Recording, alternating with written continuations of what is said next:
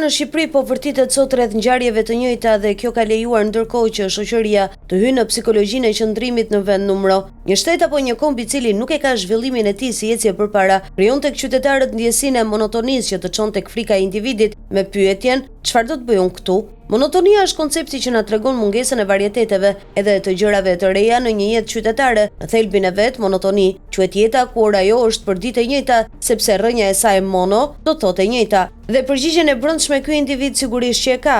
Këtu në Shqipëri unë nuk mund të bëj asgjë për mirëqenien time dhe ajo ka mbetur në një vend. Po pra, ja këtu, në këtë pikën janë sot psikologjikisht shqiptarët brenda shprehjes asgjë të re nuk po ka më nga fronti i Shqipërisë dhe i shqiptarëve. Atëherë, do të thonë që gjithçka ka mbetur në vend. Prandaj sigurisht që duhet zgjidhje, por këtë zgjidhje duhet ta bëj kapitali privat për punësimin dhe rritjen e rrugave, por edhe qeveria me skemat e saj ndihmuese dhe me projektet e saj të zhvillimit. Po në Shqipëri asgjë. Që sot individi të ketë mundësi të përmbush një qëllim zhvillues të tij dhe nuk gjen asgjë cilësore për zhvillimin normal të jetës së vet dhe të shoqërisë. Shqipëria sot dihet që është një shtet kapitalist, në një kohë që kapitali privat është i pakooperuar në bashkëpunim kapitalesh, kurse në Shqipëri mungon edhe bursa e mallrave. Dhe pikërisht këtu në këtë segment qëndron mbetja në vend e shoqërisë, asnjë investim cilësor dhe asgjë në strukturën industriale dhe bujqësore në funksion të zhvillimit kombëtar. Po shqiptarët çfarë po bëjnë? Ata nuk e kanë mendjen që të ushtrojnë presion ndaj qeverisë, që ajo të ndërtojë një strukturë të re të zhvillimit kombëtar,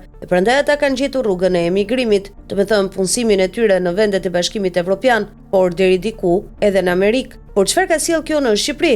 Në Shqipëri kjo ka sjell prurje monetare sepse emigrantët u dërgojnë para familjeve të tyre në mënyrë që t'u zbusin varfërinë. E sot nuk janë të paktë shqiptarët e punësuar në Perëndim, që nga Italia në Gjermani dhe nga Gjermania në Angli e në Shtetet e Bashkuara të Amerikës. Por sa janë prurjet në para që vinë në Shqipëri nga emigracioni shqiptar në Perëndim, prurja e emigracionit shqiptar drejt familjeve të tyre në Shqipëri mendohet se sot mund të jetë mbi 5 miliardë euro, por në fakt kjo po e mban deri diku në normalitet gjendjen ekonomike në Shqipëri, ku nuk ka thuajse fare prodhim industrial dhe prodhimi bujqësor është i pamjaftueshëm për tregun shqiptar. Dhe prandaj pyetja mbetet të jetë kjo: çfarë do të bëhet për të ardhmen në Shqipëri? Por në fakt sot pikërisht kjo është enigma shqetësuese që rrit vijimisht emigracionin e rinisë shqiptare drejt Perëndimit për punë dhe mirëqenie të jetës së tyre familjare.